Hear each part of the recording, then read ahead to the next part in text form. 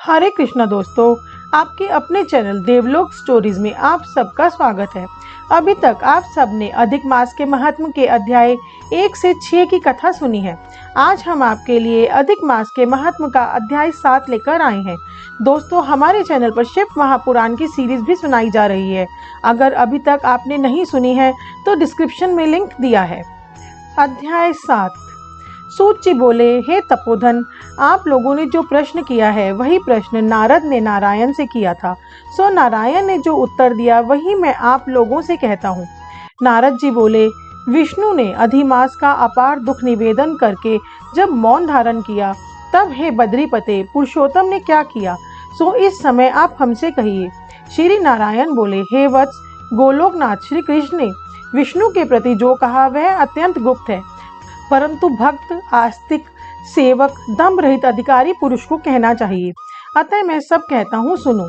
यह आख्यान सत्कीर्ति, पुण्य, यश, सुपूर्त का दाता, राजा को वश में करने वाला है और दरिद्रता को नाश करने वाला एवं बड़े पुण्यों से सुनने को मिलता है। जिस प्रकार इसको सुने उसी प्रकार अनन्य भक्ति से सुने हुए कर्मों को करना भी चाहिए। श्री पुरुषोत्तम बोले, हे विष्णु, आपने बड़ा अच्छा किया जो मलमास को लेकर यहाँ आए। इससे आप लोक में कीर्ति पावेंगे। आपने जिसका उद्धार स्वीकार किया उसको हमने ही स्वीकार किया, ऐसा समझे। अतः इसको हम अपने समान सर्वोपरि करेंगे। गुणों से, कीर्ति के अनुभाव से, षण्चर्य में पराक्रम से, भक्तों को वर देने से और भी जो मेरे गुण हैं उनसे मैं पुरुषोत्तम जैसे लोक में प्रसिद्ध हूँ। वैसे ही यह मलमास भी लोकों में पुरुषोत्तम करके प्रसिद्ध होगा। मेरे में जितने गुण हैं वे सब आज से मैंने इसे दे दिए। पुरुषोत्तम जो मेरा नाम लोक तथा वेद में प्रसिद्ध है, वह भी आपकी प्रसन्नता का अर्थ आज मैंने इसे दे दिया। हे मधुसूदन, आज से मैं इस अधिमास का स्वामी भी हुआ। इसके पुरुषोत्तम इस नाम से सब जगत पवित्र होगा। मेरी समानता पाकर यह अधिमास सब मासों का राजा होगा। यह अधिमास जगत पूज्य एवं जगत से वंदना करवाने के योग्य होगा। इसकी पूजा और व्रत जो करेंगे उनके दुख और दारिद्र्य का नाश होगा। चैत्र आदि सब मास सकाम है, इसको हमने निष्काम किया है।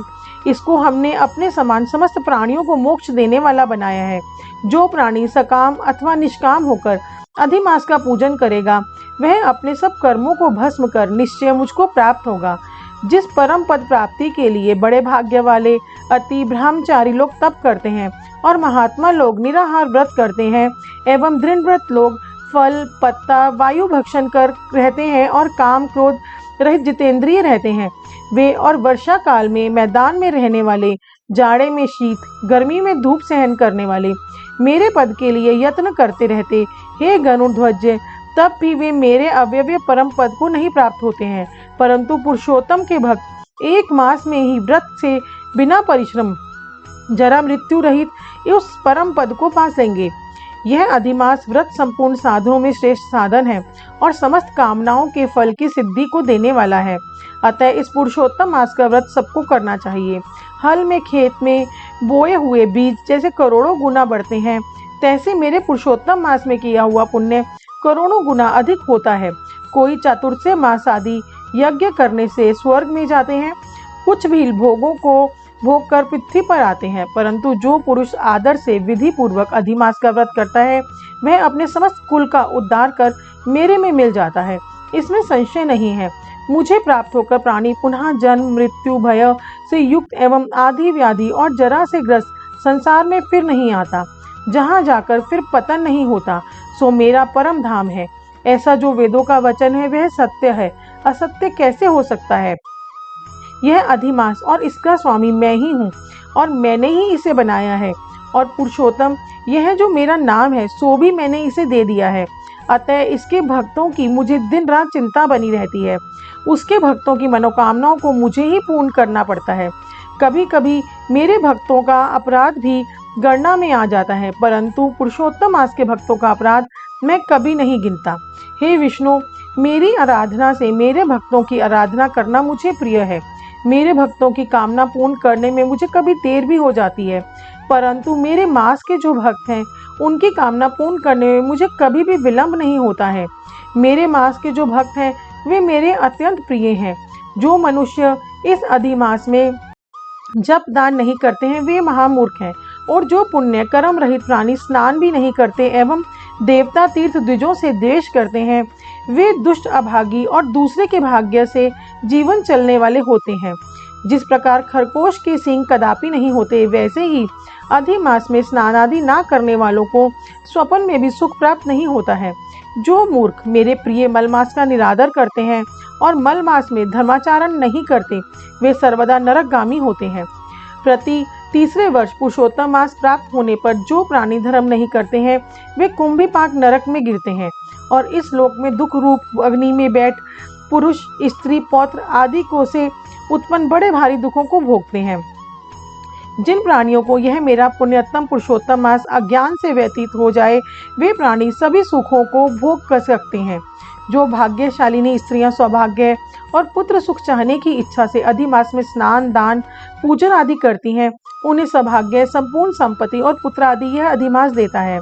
जिनका यह मेरे नाम वाला पुरुषोत्तम मास दान आदि से रहित बीत जाता है, उनके अनुकूल मैं नहीं रहता, न उन्हें पति सुख प्राप्त होता है, भाई पुत्र धनों का सुख तो उसे स्वप्न में भी दुर्लभ है। अतः विशेष करके सब प्राणियों को अधिमास में स्नान, पूजा, जप आदि और विशेष करके शक्ति के अनुसार दान अवश्य करना चाहिए। जो मनुष्य इस पुरुषोत्तम मास में भक्ति पूर्वक मेरा पूजन करते हैं वे धन, पुत्र और अनेक सुखों को भोगकर पुनः गोलोक के वासी होते हैं। मेरी आज्ञा से सब जन मेरे अधिमास का पूजन करेंगे। मैं सब मासों से उत्तम मास इसे बनाया है, इसीलिए अधिमास की चिंता त्याग कर हे रमापते, आप इस अतुलनीय पुरुषोत्तम मास को साथ लेकर अपने वैकुंठ में जाओ। श्री नारायण बोले। इस प्रकार भगवान श्री कृष्ण के मुख से रसिक वचन श्रवण कर विष्णु अत्यंत प्रसन्नता पूर्वक इस मलमास को अपने साथ लेकर नूतन जलधर के समान श्याम भगवान श्री कृष्ण को प्रणाम कर गरुड़ पर सवार हो शीघ्र वैकुंठ के प्रति चल दिए। 7वां अध्याय समाप्त हुआ। दोस्तों, नेक्स्ट पार्ट में हम अध्याय 8 की कथा लाएंगे। हमारे साथ बने रहने के लिए आपके अपने चैनल देवलोक स्टोरीज को सब्सक्राइब कीजिए। कमेंट बॉक्स में हरे कृष्णा लिखना ना भूलें। हमें इतना प्यार और सहयोग देने के लिए आप सबका बहुत बहुत धन्यवाद।